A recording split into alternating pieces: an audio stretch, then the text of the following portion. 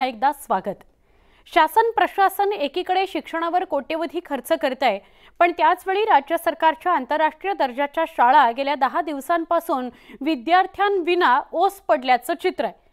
1,500 हजार क्षमतेच्या शाळेमध्ये एकही विद्यार्थी उपस्थित नाही, त्यामुळे शिक्षणाचा अक्षरशः खेळखंडोबा झाल्याचं चित्र बघायला मिळत आहे। राज्यातल्या शिक्षण विभागानं मोठा गाजावाजा करत नंदुरबार जिल्ह्यातल्या थंड हवेचं ठिकाण असलेल्या तोरणमाळ इथं पहिली आंतरराष्ट्रीय निवासी शाळा सुरू केली। मात्र गेल्या 10 दिवसांपासून या शाळेत एकही विद्यार्थी नसल्याचं समोर आलंय। शासनानं कुठलीही सुट्टी जाहीर केलेली नसतानाही 1650 विद्यार्थी क्षमता असलेल्या आंतरराष्ट्रीय शाळेत एकही विद्यार्थी उपस्थित नसल्याचं चित्र आहे। त्यामुळे वर्गात शिक्षक तर आहेत, मात्र विद्यार्थीच नसल्यानं खाली बाकांसमोर बसण्याची वेळ शिक्षकांवर आली आहे। पालक आम्हाच्यावर प्रेशर टाकून महाशिवरात्रीला विद्यार्थी घरी घेऊन गेले। त्याच्यानंतर त्यांचे देवमोगऱ्याला दर्शनासाठी मानता फेडण्यासाठी जातात। आम्ही विद्यार्थ्यांना न सोडत होतो, पण त्यांनी आमच्यावर अपशब्द वापरून दबाव टाकून आमच्या इथून विद्यार्थी घेऊन गेले। पालकांना अशिक्षित असल्यामुळे त्यांना शिक्षणाचाच गंध नाही, तर जे आता 4 दिवसात विद्यार्थ्यांचं नुकसान झालं आहे, तर दरवर्षाप्रमाणे आम्ही विद्यार्थ्यांना एक्स्ट्रा तास घेऊन जे शैक्षणिक नुकसान झाले ते भरून काढू।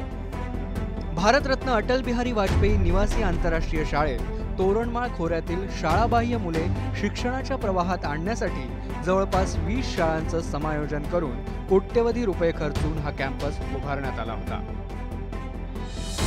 मात्र जर विद्यार्थीच नसतील तर जे कोट्यवधी रुपये इथे खर्च करण्यात आले त्याचा उपयोग काय, हा प्रश्न उपस्थित होतो।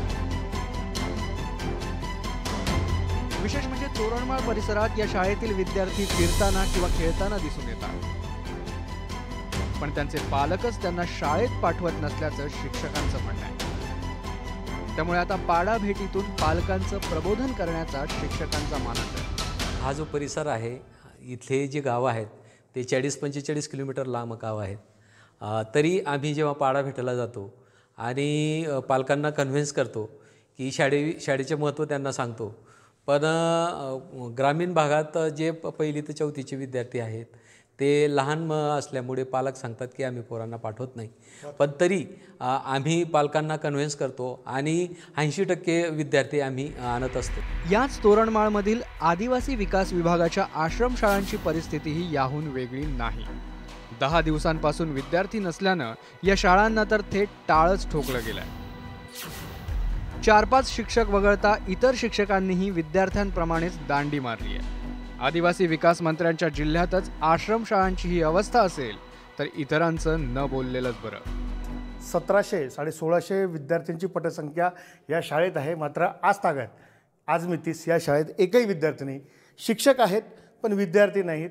कारण असं आहे की महाशिवरात्रीनिमित्त जे विद्यार्थी पालक विद्यार्थ्यांना बळजबरी घेऊन गेले ते आलेच नाही, आणि त्यामुळं आता वाड्यापाड्यांवर जाऊन शिक्षकांना या ठिकाणी विद्यार्थ्यांना परत आणण्याची कसरत करावी लागते। जिल्हा परिषद मुख्याधिकाऱ्यांच्या अचानक भेटीत सातपुड्याच्या डोंगर रांगांमधील शाळांचं हे धक्कादायक वास्तव समोर आलंय। त्यामुळे शिक्षण विभाग खडबडून जागा झालाय। जिल्हा परिषदेच्या तोरणमाळ आंतरराष्ट्रीय शाळेच्या 58 कर्मचाऱ्यांना नोटिसा बजावण्यात आलाय। सर्व शिक्षक आणि शिक्षकेतर कर्मचारी यांचं 10 दिवसाचं वेतन आपण कापत आहोत, आणि 1 महिन्यात 15 एप्रिलपर्यंत जर गुणवत्तेमध्ये सुधारणा आढळून न आल्यास आणि सर्व प्रकारच्या त्रुटींची पूर्तता न झाल्यास त्यांचं आपण अजून कठोर पावलं उचलून साधारणपणे 1 किंवा 2 इन्क्रीमेंट कायमस्वरूपी किंवा तात्पुरत्या स्वरूपात आपण कपात करण्याची निर्णय त्या ठिकाणी घेणार आहोत। शालेय शिक्षण विभाग आणि आदिवासी विकास विभागांकडूनही सुट्ट्यांबाबत कुठलंच परिपत्रक निघालेलं नसतानाही शिक्षकांनी विद्यार्थ्यांना सोडलंच कसं, हा प्रश्नच आहे। पण आंतरराष्ट्रीय शाळा आणि एकूणच शिक्षण विभागाच्या या कारभारामुळे वंचित शोषित आदिवासी मुलांच्या शिक्षणासाठी होणारा कोट्यवधी रुपयांचा खर्च वाया जात असल्याचं चित्र आहे। त्यामुळे शासनानं वेळीच शिक्षणाचा हा खेळखंडोबा थांबवण्याची गरज आहे। निलेश पवार, न्यूज 18 लोकमत, तोरणमाळ, नंदुरबार।